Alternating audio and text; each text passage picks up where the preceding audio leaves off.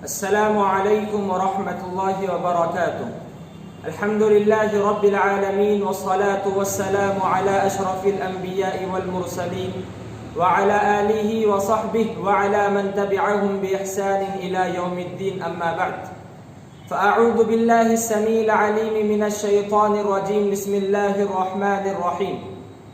قال اللہ عز وجل: يريد الله بكم اليسر ولا يريد بكم العسر وَلِتُكْمِلُوا الْعِدَّةَ وَلِتُكَبِّرُوا اللَّهَ عَلَى مَا هَدَاكُمْ وَلَعَلَّكُمْ تَشْكُرُونَ۔ محترم ناظرین، سب سے پہلے میں اپنا تعارف آپ تمام کے روبرو کروانا مناسب سمجھتا ہوں۔ میں محمد عاصف عالیاوی، امام و خطیب جامع مسجد اہل حدیث ورنگل، بحکم صدر جامع مسجد اہل حدیث ورنگل جناب عبدالقہار صاحب، آپ تمام کے روبرو ایک پیغام اور ایک اعلان کرنا مناسب سمجھتا ہوں۔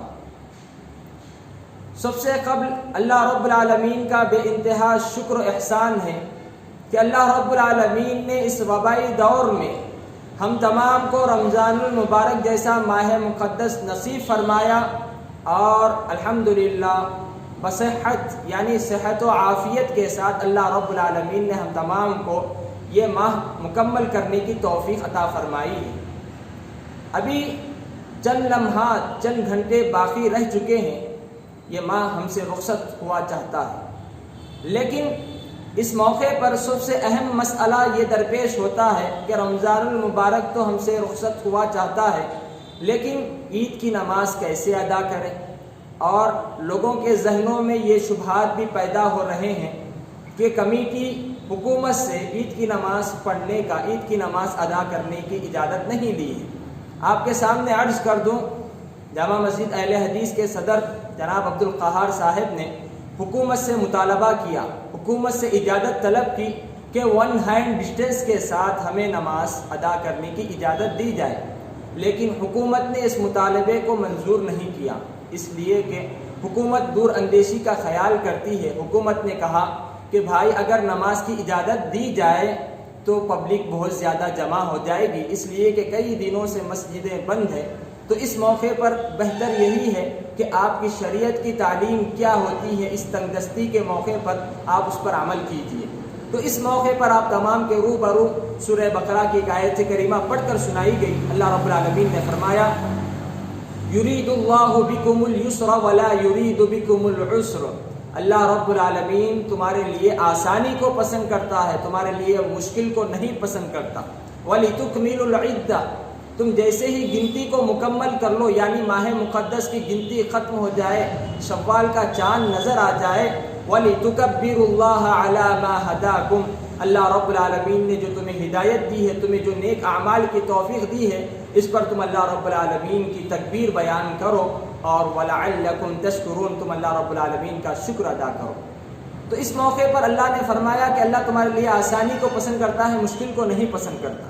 جیسے ہی گنتی ختم ہو جائے تو ہماری زبانوں پر تکبیرات ہونے چاہیے۔ تکبیرات کیا ہے؟ جیسا کہ حدیث نبوی ہے: اللہ اکبر اللہ اکبر اللہ اکبر، لا الہ الا اللہ واللہ اکبر، اللہ اکبر وللہ الحمد، اللہ اکبر کبیرا والحمد للہ کثیرا وسبحان اللہ بکرۃ واصیلا ولا الہ الا اللہ واللہ اکبر، اللہ اکبر وللہ الحمد۔ یہ تکبیرات بتائی گئی ہیں۔ ہم جو ہے نا ان تکبیرات کو ادا کرنے کے بجائے بیکار کے بحث و مباحثے کرتے ہیں، اور جو ہے نا بھیڑ جمع کر کے ہم جو ہے نا عید کی نماز کیسے ادا کریں۔ یاد رکھیں، شریعت کہتی ہے اپنے آپ کو ہلاکت میں ڈال کر جو ہے نا تم شریعت کے کسی حکم پر عمل کرنے کی ضرورت نہیں۔ کیوں؟ اللہ کا فرمان ہے: لا یکلف اللہ نفسا الا وسعها، اللہ رب العالمین کسی بھی نفس کو اس کے وسعت کے مطابق ہی مکلف کرتا ہے۔ ابھی ہمارے پاس وسعت یہی ہے کہ ہم اپنے گھروں میں عید کی نماز ادا کریں۔ کیوں؟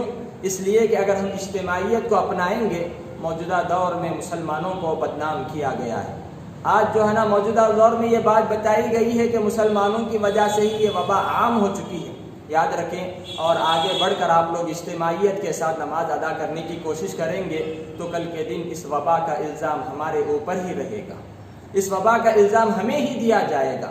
اسی لیے آپ تمام سے گزارش ہے جہاں تک ہو سکے اجتماعیت سے اجتناب کرتے ہوئے اپنے اپنے گھروں میں عید کی نماز ادا کریں۔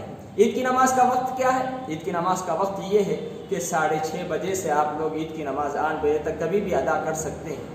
آپ حضرات سے گزارش یہ بھی کی جاتی ہے کہ عید کی نماز کا طریقہ آپ تمام کے روبرو بیان کیا جا رہا ہے۔ سب سے پہلی چیز، آپ جو ہے نا اچھی طرح عید کے موقع پر جو سنتیں ہیں، مثال کے طور پر مسواک کرنا، غسل کرنا، عطر لگانا، عمدہ لباس پہننا، یہ تمام جو ہے نا وغیرہ وغیرہ، یہ تمام جو ہے عید کی سنتیں ہیں۔ لیکن ایک بات یہ بھی یاد رکھیں، عید کے موقع پر جہاں تک ہو سکے اجتماعیت، روڈوں پر کھڑے ہونے سے گریز کریں اور معانقہ و مصافحہ سے بھی گریز کریں، بلکہ آپس میں ملاقات ہوئی، السلام علیکم ورحمۃ اللہ، تقبل اللہ منا ومنکم صالح الاعمال، یہ دعا کہہ کر آگے بڑھ جائے۔ معانقہ مصافحہ سے اس لیے گریز کریں کہ کس کو پتہ ہے کہ یہ بیماری، یہ وبا کس کے پاس ہے اور یہ وبا کس سے عام ہو سکتی ہے۔ تو اس موقع پر عید کی نماز کا طریقہ آپ تمام کے روبرو بیان کیا جا رہا ہے۔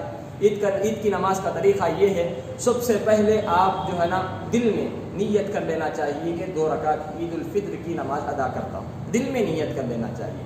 اس کے بعد کیا ہے، تکبیر کہنا چاہیے، اللہ اکبر بول کے ہاتھ باندھ لینا چاہیے۔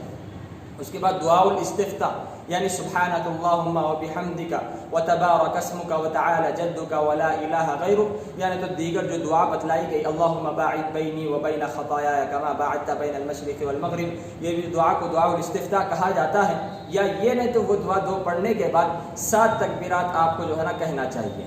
7 تکبیرات کے بعد پھر جو ہے آپ سورہ فاتحہ پڑھیں گے، اس کے بعد جو ضم سورہ آپ کو یاد ہے اسے پڑھ لیں گے، اس کے بعد آپ رکوع کریں گے، 2 سجدے کریں گے، پھر سجدے سے اٹھنے کے بعد آپ 5 زوائد تکبیرات کہیں گے، اس کے بعد سورہ فاتحہ پڑھیں گے، سورہ فاتحہ کے بعد کوئی ضمہ سورہ پڑھیں گے اور بقیہ نماز کو آپ مکمل کر لیں گے۔ یہ نماز کا طریقہ ہے۔ یاد رکھیں، جہاں تک ہو سکے آپ تمام تکبیرات کا اہتمام کثرت سے کریں۔ کس کو معلوم ہے اللہ رب العالمین کو کون سی ادا پسند آ جائے، اور یہ اللہ رب العالمین ہم سے اس وبا کا خاتمہ فرما دے۔ اللہ کی تکبیر بیان کرنے سے بہت ساری چیزیں انسان کو نصیب ہوتی ہے، انسان کو میسر ہوتی ہے۔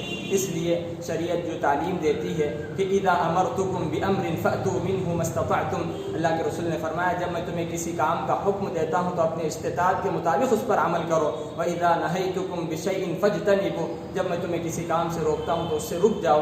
تو شریعت کی تعلیم ہے کسی بھی کام کا حکم ہو استطاعت کے مطابق عمل کرنا چاہیے۔ آج حکومت ہمیں اجازت نہیں دے رہی ہے، حکومت بھی جو ہے نا دور اندیشی کا جو ہے نا لحاظ رکھتے ہوئے حکومت بھی عوام الناس کو اجتماعیت سے روکنے کے لیے اجازت نہیں دے رہی ہے، ورنہ حکومتیں ہمیشہ عوام الناس کا بھلا ہی چاہتی ہے۔ اللہ رب العالمین سے ہم دعا کرتے ہیں اللہ رب العالمین اس وبا سے سارے لوگوں کی حفاظت فرمائے، جلد از جلد اس وبا کا خاتمہ فرمائے۔ اللہ رب العالمین ہم تمام کو رمضان المبارک کا جو ماہ مقدس گزر چکا ہے اور چند لمحات اس کے جو باقی رہ چکے ہیں، اللہ رب العالمین سے ہم دعا کرتے ہیں اللہ رب العالمین ہمارے گناہوں کو، ہمارے خطاؤں کو، ہمارے لغزشوں کو معاف فرما دے۔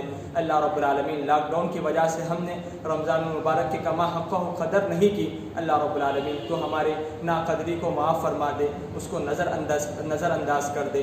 اللہ رب العالمین ہم تمام کو رمضان المبارک کے بعد کی جو زندگی ہے اس کے اندر نیکیوں میں سبقت کرتے ہوئے اپنی اصلاح کرنے کی توفیق عطا فرما۔